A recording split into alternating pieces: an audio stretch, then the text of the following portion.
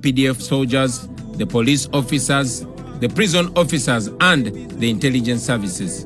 I'm singling them out because these men and women have been used to crush the aspirations of the people of Uganda, to crack down on every effort by the people to free themselves from a military regime. Ebitongole bya Uganda ebikuuma ddembe muno tutwaliramu UPDF, poliisi, aba prisoni na bonna abagwa mu kkowe eryo. Kati nga twebuuza beeyita ki? Manyi nti ekiruma bannayuganda nammwe kye kibaluma. Bannayuganda ebibanyiga bibanyigiriza nammwe. Ekifo ky'okwegatta ku bannayuganda ne mulwanirira eggwanga lyammwe, ne mulwanirira emirembe giri mu ggwanga, ate mmwe mwesazeewo kulwanyisa bulwanyisa bannayuganda, kyokka mukolera ababanyigiriza. Mulowooza nti bannammwe. Robert Kyagulanyi Ssentamu alina obubaka bwawadde abasirikale abo mu biti ebyo byonna byemmenye, ng'abagamba nti okulwanirira ensi yaabwe nga bo kibakwatako. N'agamba bano balemesa bannayuganda singa babawo embeera yonna yonna eguddewo mu ggwanga, nti oba bannayuganda bagenda okulaga obutali bumativu bwabwe, babalemesa ne babakuba emiggo ne babatulugunya mu ngeri yonna, nga balowooza nti balwanirirako abakulembeze abali mu buyinza essaawa eno. Kyokka ne balema okutegeera nti abantu bano baba balwanirira abasirikale bano nabo babeereko mu mbeera ennungi, era n'abasaba nti singa bavaayo buvi ne beegatta ku bannayuganda, embeera ebejja kukyuka, nabo bave mu mbeera gye balimu babeereko mu mbeera eyeeyagaza. And yet they are also prisoners. In fact, in many ways they are worse prisoners than the rest of us. Sometimes when you meet them in private, even after they've manhandled you following orders from above, they will encourage you to continue fighting for them and for the nation.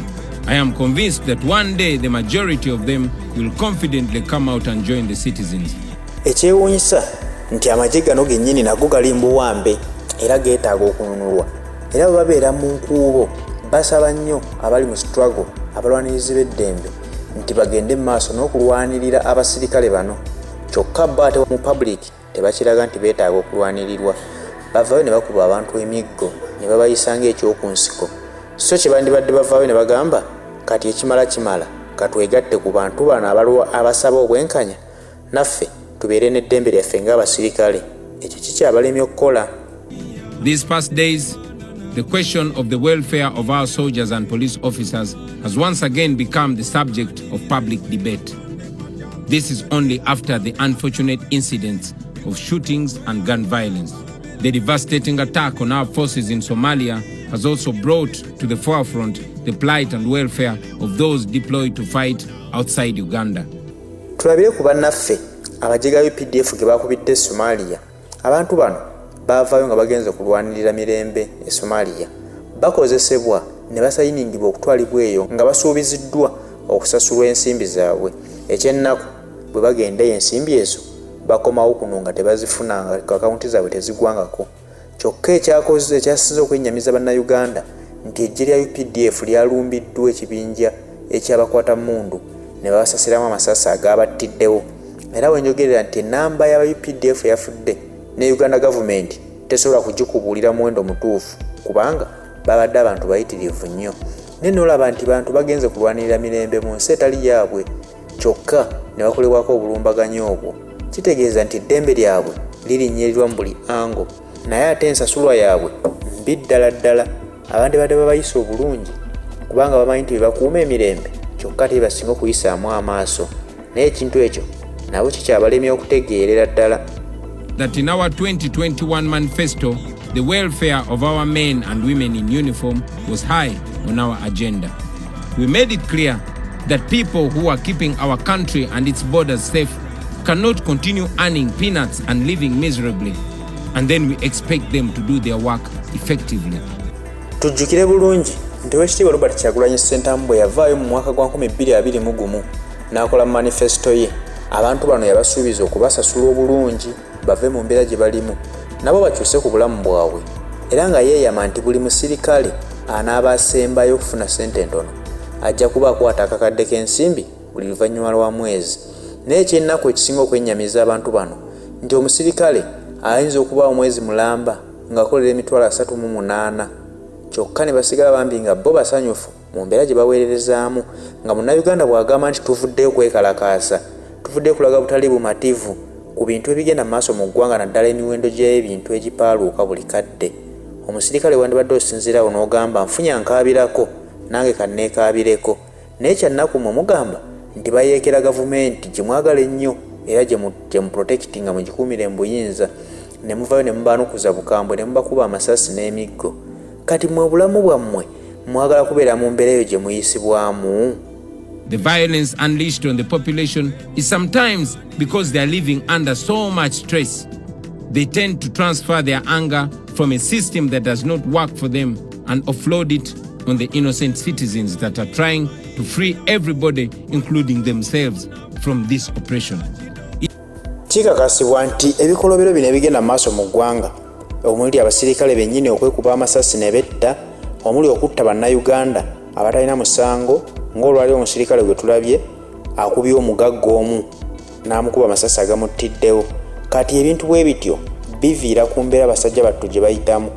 Buli walowooza ng'abaana be teyabalekedde kyakulya, buli walowooza nti talinamu ssente mu nsawo, kyokka ali ku mulimu akutte emmundu, weekanga obwanga aboolekeza muntu amuliraanye. Sinakindi ye yennyini okwekuba amasasi ng'ennaku zonna bwe bizze birabika nti omusirikale yeekubye amasasi ne yejja mu budde. Naye nze ŋŋamba nti singa tuba tukwatidde wamu n'abasirikale bano ne tumaliriza ekintu mulundi gumu ne tumanya nti gavumenti ebayisa mu mbeera embi gye balimu, tugijja embuyinza, tulonze gavumenti erina okutegeera abantu bano, nze ndowooza nabo bennyini bajja kubeera basanyufu ssaawa yonna yonna, baba bajja kukyusa obulamu bwabwe nabo beeyagaleko. Of course, General Museveni and his henchmen have been telling you to sacrifice. They love using big words like patriotism and reminding you that being in the forces should be about the mission and not welfare. Well, this would not be a problem if the same people making these statements were doing the same thing. You who are telling them to sacrifice, are you sacrificing? You who are telling them to be patriotic, are you patriotic? You tell them to sacrifice while you steal billions of public funds. You tell them to sacrifice while you send your children abroad for studies at the expense of the taxpayer because you have destroyed the schools at home.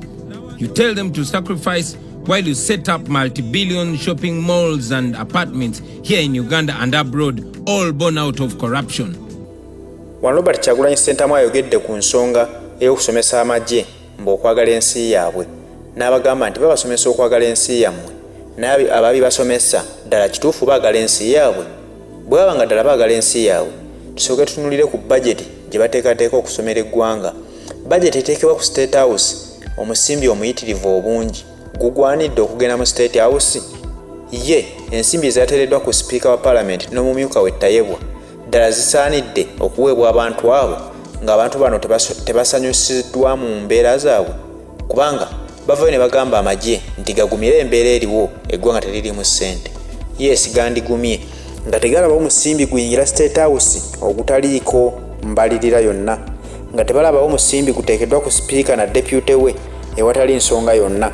Bo baana babagumiikiriza kyenkana ki nga balaba tebafuna nsimbi zaabwe ntono ddala ezibasasulwa, omwezi ne gugwako ne batabazibawa, kyokka nga tebalabawo ensawo eziyingira State House, eziyingira Parliament okugulira naddala abalonzi abali ku ludda lw'opposition mbu bakyuse ebirowoozo byabwe. Bakole ebyo abali mu State House bye basinga okwetaaga okukolebwa.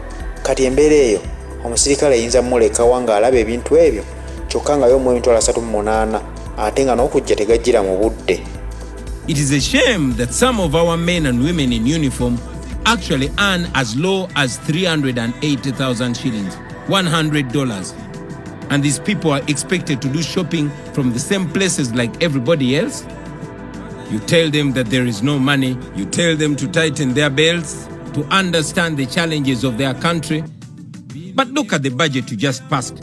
Billions allocated to State House and to Anita Mong and to Thomas Tayebwa. Citizens have been sharing an excerpt of the new vision detailing how the Speaker of Parliament and her deputy have shamelessly eaten big in next year's budget.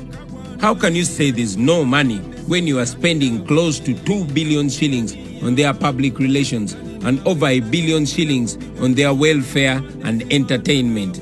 Over 260 million shillings on their beddings and footwear. Bw'otunulako ku nnyumba abasajja bano n'abakazi ze basulamu mbutuufu zennyamiza nga kyewuunyisa nti basula mu nnyumba z'otayinza kukkiriza nti zisulwamu n'abantu. Naye ekyennaku gavumenti ekugamba kimu nti tewali ssente za kuddaabiriza mayumba g'abasirikale.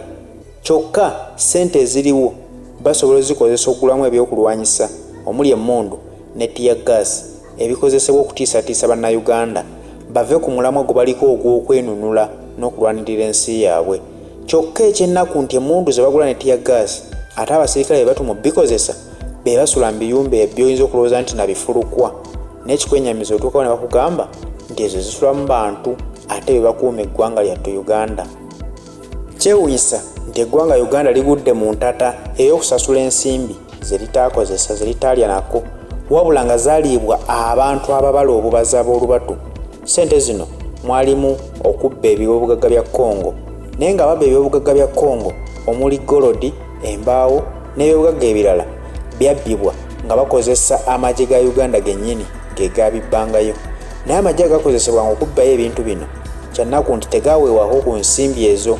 Omunyago gwe baanyaga tebaagabanako naye nga banyaga bafiiririra abantu obuntu ababala obubazi abali mu State House balowooza nti Uganda bagifuula maka gaabwe.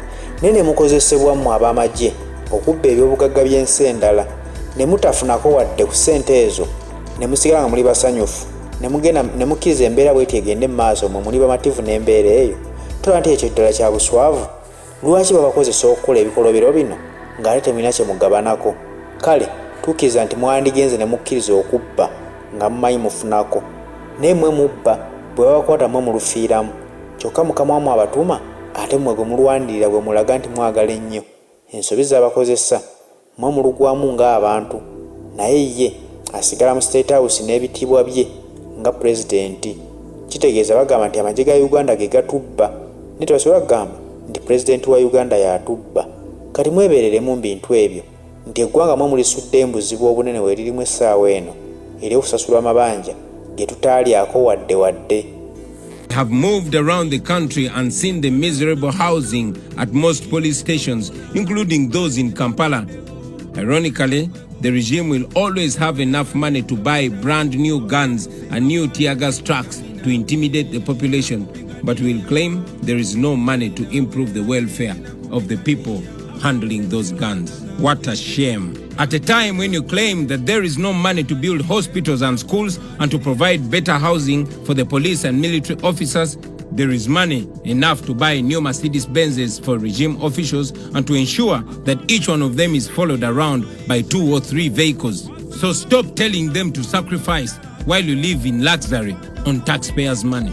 Our country is now condemned to pay billions in reparations to Congo by the International Court of Justice because a small clique of senior officers connected to Museveni went in and stole gold and timber and other mineral resources using you, the soldiers. As they were enriching and turning themselves into billionaires overnight, they were busy telling the junior soldiers to fight on and sacrifice.